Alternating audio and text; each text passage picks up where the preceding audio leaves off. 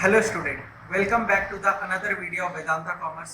मैं अमित सर आप सभी का स्वागत करता हूं आपके अपने यूट्यूब चैनल वेदांता कॉमर्स के ऊपर। ये हमारा जर्नल एंट्री के ऊपर वीडियो नंबर 6। और इससे पहले जो हमने 5 वीडियोस बनाए हैं, उस वीडियो में हम लोगों ने बात किया कि किस तरीके से ट्रांजेक्शन को जर्नल एंट्री में कन्वर्ट करने के लिए हम लोग 4 स्टेप्स को फॉलो करते हैं। और उन चारों स्टेप्स के बारे में हम लोगों ने डीपली अंडरस्टैंडिंग रखा, समझने की कोशिश की कि आखिर कैसे वो चारों स्टेप्स को आइडेंटिफाई करके कंप्लीट करते हैं। फिर उसके बाद वो चारों स्टेप्स का क्या था? Account involve, nature of account, direction of change and rule. ये चारों स्टेप करने के बाद आप डिसीजन ले पाते थे कि क्या डेबिट होगा और क्या क्रेडिट होगा। फिर वीडियो नंबर 5 में हम लोगों ने बात किया कि आखिर कैसे जर्नल एंट्री को ट्रांजैक्शन के फॉर्मेट में ट्रांजैक्शन को जर्नल एंट्री के फॉर्मेट में कन्वर्ट करते हैं। उसके लिए आपको फॉर्मेट बताए थे जिसमें date, particular, ledger folio, debit का अमाउंट एंड क्रेडिट का अमाउंट हुआ करता था। आज के इस वीडियो में उसी के ऊपर और चर्चा करेंगे और भी कुछ क्वेश्चंस के साथ डिस्कस करेंगे ताकि और आपको कॉन्फिडेंस आए। फिर नेक्स्ट वीडियोस जो आएंगे उस वीडियो में हम लोग बात करेंगे आगे के कॉन्सेप्ट्स की, क्योंकि जर्नल एंट्री पे भी ना टॉपिक बाय टॉपिक आपको मिलेगा। जैसे डिस्काउंट का एंट्री कैसे करते हैं, लॉस बाय थेफ्ट का एंट्री कैसे करते हैं, आउटस्टैंडिंग एक्सपेंसेस का एंट्री कैसे करते हैं। यानी कि जर्नल एंट्री में काफ़ी सारे टॉपिक्स हैं, उस टॉपिक के अनुसार आपको ट्रांजेक्शन्स बताएंगे। उस टॉपिक के अनुसार ट्रांजेक्शन के एंट्रीज क्या होंगे ये हम लोग डिस्कस करेंगे। तो आगे के वीडियोस में होगा वो। आज की इस वीडियो में हम लोग बात करने वाले हैं कि आखिर कैसे और डीपली अंडरस्टैंडिंग करेंगे कि ट्रांजैक्शन को जर्नल एंट्री में कन्वर्ट करने के लिए क्या क्या करना होता है। ठीक है, तो चलिए शुरू करते हैं। उससे पहले मैं आपको बता दूं कि अगर आपने अभी तक इस चैनल को सब्सक्राइब नहीं किया तो सब्सक्राइब कर लें, और अगर आपको ये सेशन अच्छा लग रहा है तो आप अपने दोस्तों को भी बताइए ताकि वो भी इस सेशन का बेनिफिट ले सके और ऑनलाइन क्लासेस को इनरोल कर सके। चलिए स्टार्ट करते हैं। तो आज के क्लास के लिए कुछ ट्रांजैक्शंस मेरे पास हैं और इस ट्रांजैक्शन के मदद से हम लोग जर्नल एंट्री पास करने का कोशिश करेंगे। ठीक है, तो जैसा कि आप देख पा रहे हो कि आपके सामने क्या कह रहा है, pass the journal entry in the book of Nitin. Nitin के बुक में आपको जर्नल एंट्री पास करना है, राइट। नितिन के बुक में आपको जर्नल एंट्री पास करना है। और सबसे पहला क्वेश्चन क्या कह रहा है, आपको इसी तरीके से बुक में भी क्वेश्चन देगा। नितिन इन्वेस्टेड, जाहिर सी बात है नितिन के बुक में एंट्री पास करना है, यानी कि नितिन ओनर है। यहाँ पे ओनर कौन है? यहाँ पे ओनर जो है वो नितिन है, owner of the business Nitin है। ठीक है, चलिए। Nitin invested 50,000 cash 5 lakh rupees by cheque to start a business.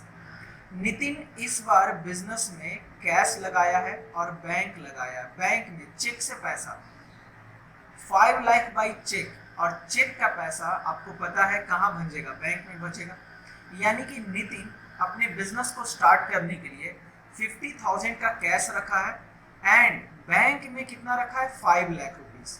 और ये दोनों पैसा को जो बिजनेस में लगा रहा है फर्स्ट टाइम, तो इसको हम लोग क्या बोलेंगे? इसको बोलेंगे कैपिटल। क्या बोलेंगे? Capital account. बात समझ में आ रही है? तो इस ट्रांजेक्शन में 3 अकाउंट इन्वॉल्व होगा।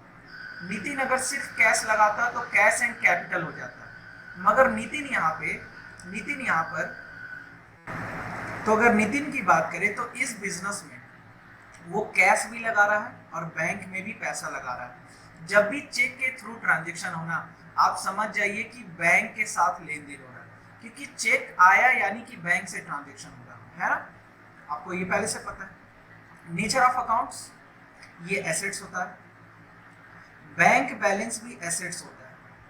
और कैपिटल को क्या बोलते हैं? या तो कैपिटल बोल सकते हैं या तो इक्विटी बोल सकते हैं, है ना। अच्छा, डायरेक्शन ऑफ चेंज, कोई भी बंदा अगर बिजनेस में पैसा लगाएगा तो कैश बढ़ेगा, बैंक बैलेंस भी बढ़ेगा और कैपिटल भी बढ़ेगा, तीनों चीज बढ़ेगा। और आपको पता है कैश अगर एसेट्स बढ़ता है तो डेबिट, एसेट्स बढ़ता है तो डेबिट, और कैपिटल बढ़ता है तो क्रेडिट। रूल लगा दिए मॉडर्न अप्रोच का। अब जर्नल एंट्री क्या होगा? तो जर्नल एंट्री के लिए आपको एक बार हम फॉर्मेट तो बना दे रहे हैं, मगर नेक्स्ट टाइम से अगला क्वेश्चंस में हम फॉर्मेट नहीं बनाएंगे, बस आपको ऐसे ही ध्यान रखना है। ठीक है, ये फॉर्मेट है।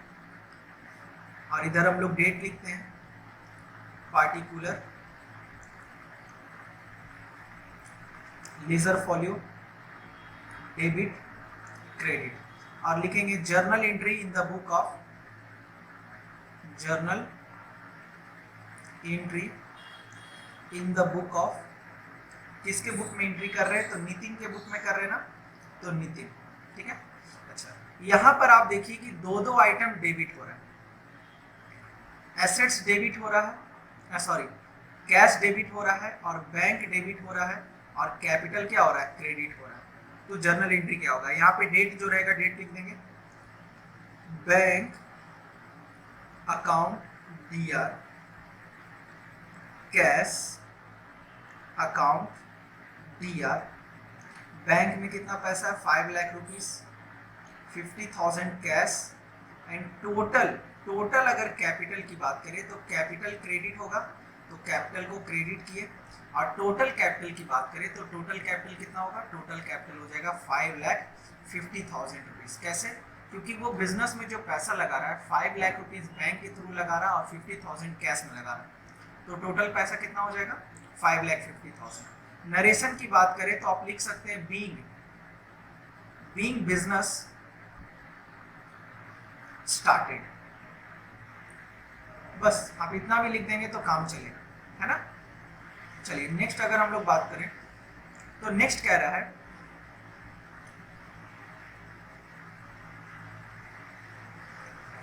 he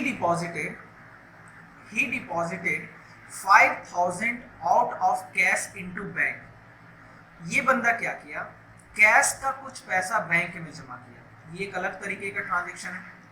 he deposited cash into bank, cash को बैंक में जमा किया, तो कैश इफेक्ट होगा इस ट्रांजैक्शन में, क्या इन्वॉल्व होगा, मान लो तुम अपना पॉकेट का पैसा बैंक में जमा कर रहे हो, तो बैंक बैलेंस बढ़ जाएगा और कैश बैलेंस घट जाएगा, है कि नहीं। तो यहाँ पर भी जो दो अकाउंट इन्वॉल्व होगा, कैश अकाउंट होगा और बैंक अकाउंट होगा, ठीक है। कैश एसेट्स होता है और बैंक भी क्या होता है, एसेट्स होता है ना। मगर कैश चूंकि आप जमा कर रहे हैं बैंक में, तो कैश बैलेंस घट जाएगा और बैंक बैलेंस आपका क्या हो जाएगा, बढ़ जाएगा। और एसेट्स जब घटता है तो क्या करते हैं, क्रेडिट, और एसेट्स बढ़ता है तो क्या करते हैं, डेबिट। तो फाइनली एंट्री जो होगा, अब हम फॉर्मेट नहीं बना रहे, हम क्या कर रहे हैं, डायरेक्ट आपका पास कर दे रहे हैं। तो डायरेक्ट अगर हम बात करें तो क्या होगा, फॉर्मेट आपको पता है क्या होता है ना। तो bank account debit to cash account, इस तरीके से बिना फॉर्मेट का हम लिखेंगे, आप लोग नहीं लिखेंगे। आप लोग जितने भी क्वेश्चंस को सॉल्व करेंगे वो प्रॉपर फॉर्मेट में ही करोगे। तो ये इस ट्रांजैक्शन का जर्नल एंट्री क्या होगा, bank account DR to cash, है ना। चलिए नेक्स्ट बात करते हैं, purchase goods for 5,000 against cash, 5,000 का परचेज किए, तो परचेज किए तो परचेज अकाउंट, और कैश में परचेज किए तो कैश अकाउंट। ये तो पहले भी देख चुके हैं, परचेज एक्सपेंस हो गया और कैश क्या होता है, एसेट्स होता है। फिर परचेज जो है, जितना आप करोगे एक्सपेंस उतना ज़्यादा बढ़ेगा और कैश आपका उतना ज़्यादा घटेगा, क्योंकि पेमेंट करोगे तो कैश घटेगा, और कैश जब घटता है तो क्रेडिट और एक्सपेंस बढ़ता है तो डेबिट। तो जर्नल एंट्री क्या हो जाएगा, परचेज अकाउंट डीआर, क्योंकि परचेज को डेबिट करना है तो परचेज डेबिट पहले लिखेंगे, to cash account, and 5,000 amount दोनों तरफ चला जाएगा, डेबिट में और क्रेडिट में। बात क्लियर है, आई होप कि आपको समझ में आ रहा होगा। Next, purchase a building and paid by cheque 25,000, नहीं सॉरी 2,50,000, बिल्डिंग परचेज किए। तो आपको पता है जब बिल्डिंग परचेज करते हैं तो बिल्डिंग अकाउंट, क्योंकि बिल्डिंग तो एसेट्स है, और चेक से पेमेंट किए, किससे पेमेंट किया, आप देखिए यहाँ पे चेक से पेमेंट किए, और चेक से जब भी पेमेंट करेंगे तो क्या आ जाएगा, बैंक अकाउंट आ जाएगा, है ना। बिल्डिंग क्या होता है, एसेट्स होता है, और बैंक बैलेंस भी क्या होता है, एसेट्स होता है, क्योंकि आपका पैसा बैंक में अगर रखा हुआ है तो आपके लिए वो प्रॉपर्टी है, इसलिए आपके लिए क्या हो जाएगा, एसेट्स। बिल्डिंग चूंकि एसेट्स है और आप परचेज करोगे तो इंक्रीज होगा, और बैंक बैलेंस क्या होगा, पेमेंट किए हो तो डिक्रीज होगा, और एसेट्स घटता है तो क्रेडिट, एंड ये बढ़ता है तो डेबिट। तो फाइनली एंट्री क्या होगा, building account DR to bank account, है ना, 2,50,000 2,50,000 इस तरीके से, ठीक है। नेक्स्ट क्वेश्चन की बात करें तो नेक्स्ट क्वेश्चन है आपका purchase goods from messrs, messrs ये क्या लिख रहा है M\S, इसको हम लोग बोलते हैं मेसर्स। जैसे हम लोग अपने नाम के आगे टाइटल लगाते हैं ना, मिस, मिस्टर, मिसेस, देवी, तो उसी तरीके से किसी भी दुकान के आगे जो टाइटल लगता है उसको हम लोग बोलते हैं मेसर्स। ये आपके लिए न्यू टर्म है, आप लोग ध्यान रखिएगा। किसी भी दुकान के आगे, जैसे मान लीजिए वेदांता कॉमर्स रजिस्टर्ड फर्म है, तो हम लिख सकते हैं मेसर्स वेदांता कॉमर्स, लिख सकते हैं, कोई दिक्कत नहीं है। तो किसी बिजनेस के नाम के आगे अगर आप टाइटल लगाते हैं तो उसको क्या लिखेंगे, messrs. Messrs Hari and company, messrs Hari and company, Hari and company दुकान का नाम है, बिजनेस का नाम है, एंड ये क्या लगाया है, मेसर्स टाइटल लगाया, कोई दिक्कत नहीं है। परचेज किए, किससे परचेज किए, मेसर्स से परचेज किए, ठीक है। मैं थोड़ा इरेज कर दूं तो आपको ज्यादा अच्छे से समझ में आएगा। हम क्या बोल रहे हैं, परचेज किए, किससे परचेज किए, मेसर्स हरी एंड कंपनी से परचेज किए, कितने का, 1 लाख रुपीस का, है ना। तो परचेज किए तो परचेज अकाउंट,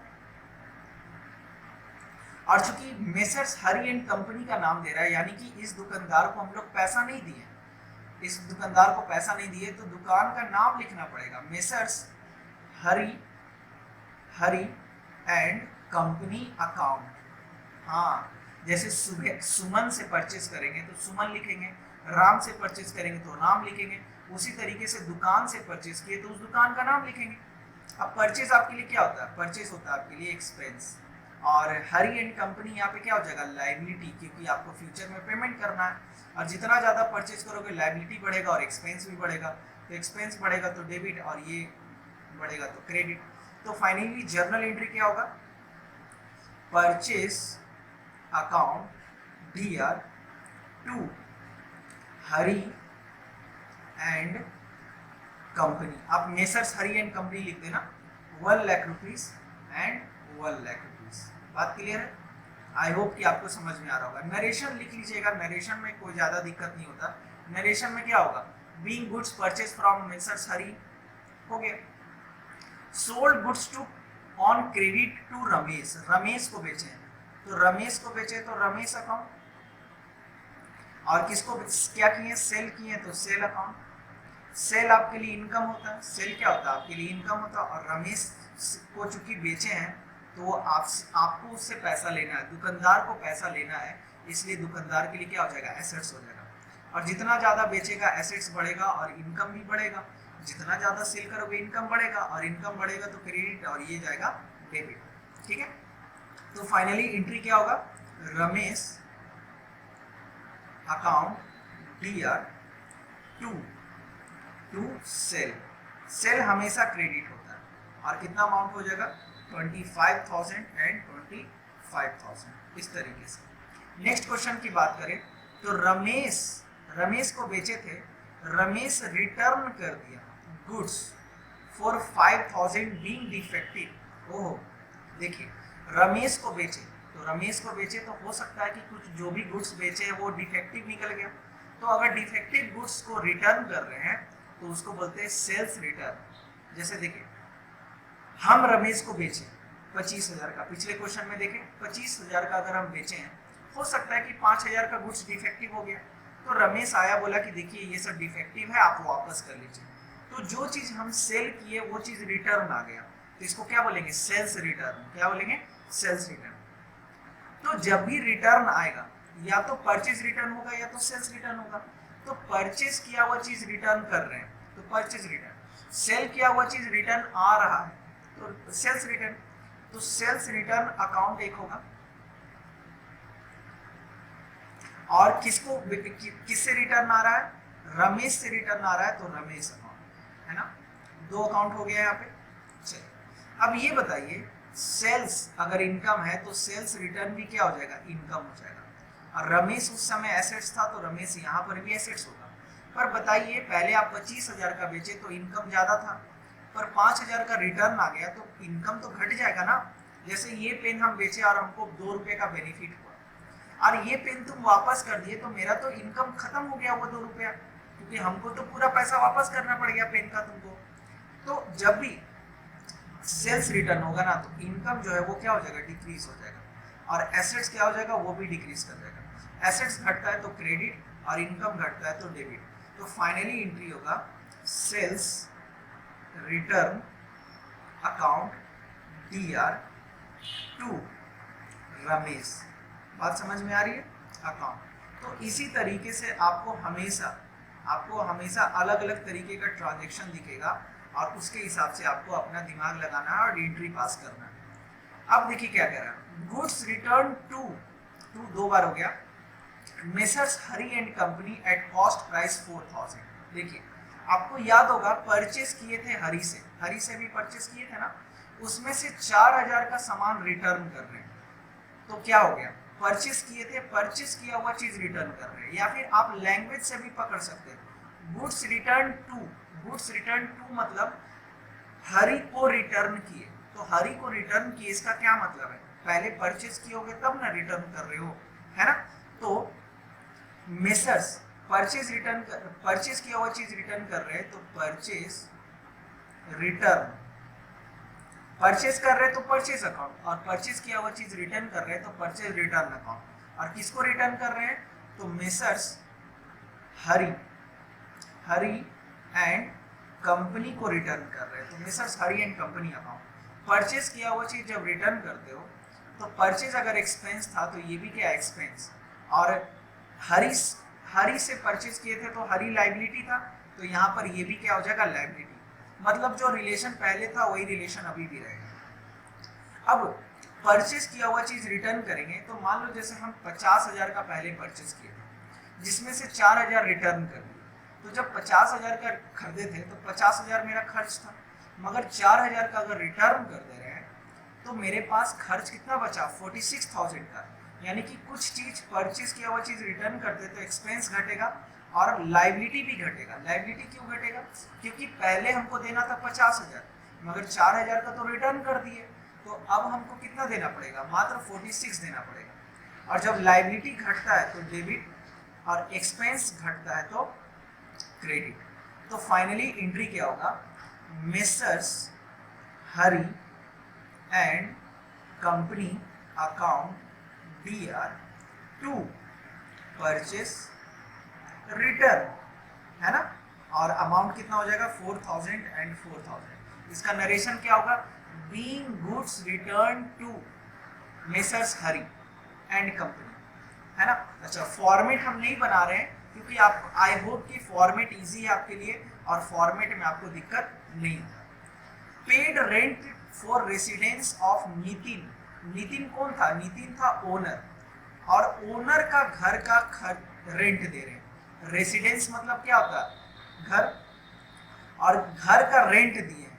तो भाई घर का रेंट दिए हैं तो हमको घर का एंट्री नहीं करना होता है, आपको, आप जो खर्च कर रहे हो वो बिजनेस से रिलेटेड होना चाहिए। मगर नितिन का घर का पैसा दे रहे हैं, नितिन अपने घर, ऑफिस, देखो रेंट 2 तरीके का होता है, एक ओनर के घर का और एक बिजनेस का रेंट। तो बिजनेस जहां पे हो रहा है, ऑफिस का रेंट अगर आप दे रहे हो तो बिजनेस का खर्च है, मगर नितिन के घर का खर्च दे रहे हैं, नितिन का रेंट दे रहे हैं, नितिन के घर का रेंट दे रहे हैं, तो वो ऑफिस का खर्च नहीं है, वो बिजनेस का खर्च नहीं है।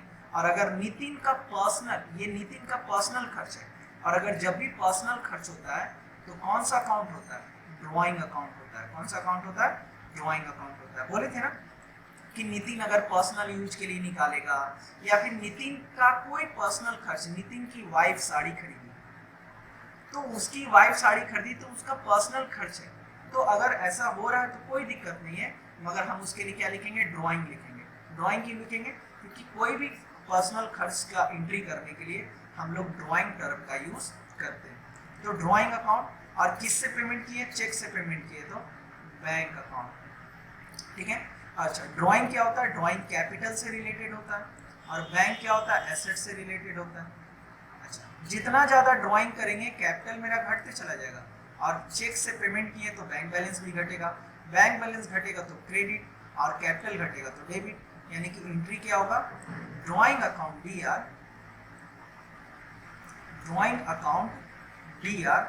टू बैंक अकाउंट, है ना। और अमाउंट कितना होगा, 10,000 एंड 10,000। और इसका नरेशन क्या होगा, being rent paid of Nitin residence paid electricity charge for the month 1,000 in cash. अब देखो इलेक्ट्रिसिटी चार्ज है तो किसका होगा सर, नितिन के घर का है कि ऑफिस का है। तो अगर कुछ नहीं बोल रहा है तो आप मान लीजिएगा कि ये ऑफिस का खर्च है। अगर आपको कुछ नहीं बोल रहा है तो आप कहाँ का मानेंगे, ये मानेंगे कि ऑफिस का खर्च है, ठीक है। तो इलेक्ट्रिसिटी दे रहे हैं तो इलेक्ट्रिसिटी चूंकि छोटा मोटा खर्च है तो आप इलेक्ट्रिसिटी ना लिख के मिसलेनियस भी लिख सकते हैं,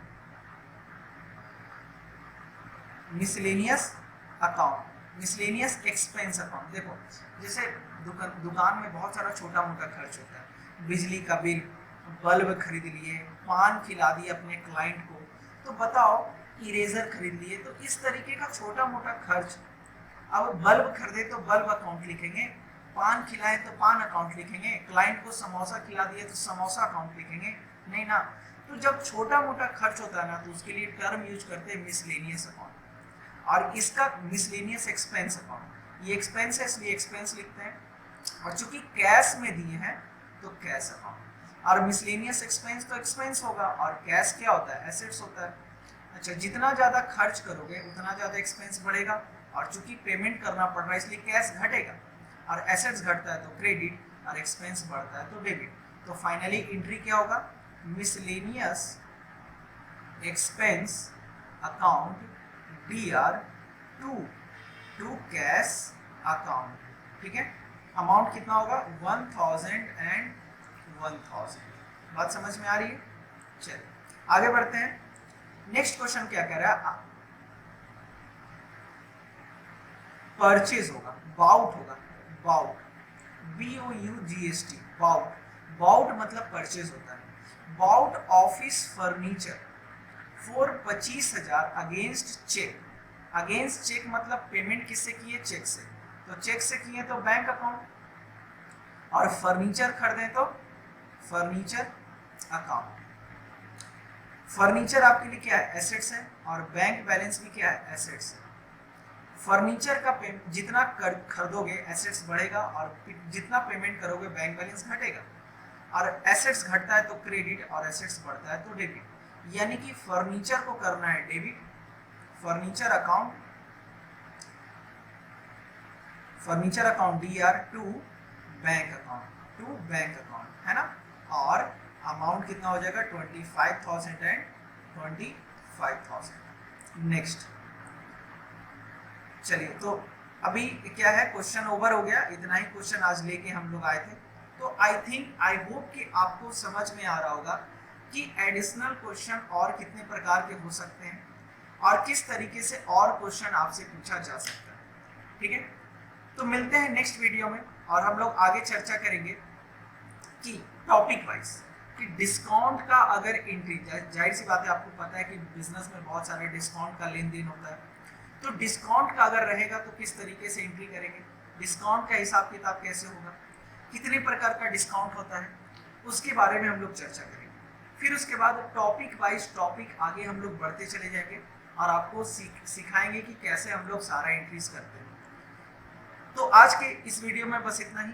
अगर आपको अच्छा लग रहा है तो आप अपने दोस्तों को भी रिकमेंड करिए, ताकि वो भी इस लॉकडाउन में घर बैठे एजुकेशन आगे बढ़ाते रहें, और उनको आगे चल के प्रॉब्लम ना हो। जिस तरीके से आप इस वीडियो का बेनिफिट ले रहे हैं, आपने इस इनरोलमेंट को करके एक अच्छा कदम उठाया, उस तरीके से आप अपने दोस्तों को भी रिकमेंड करिए, और उनको भी इंस्पायर करिए कि वो क्लासेस अटेंड करें। उनका जो भी छूटा हुआ है सारा का सारा हम उनको कवर करा देंगे, उसके लिए निश्चित रहना है, मगर एटलीस्ट आप अपने दोस्तों को रिकमेंड करिए। Till then, thank you so much, bye bye, take care.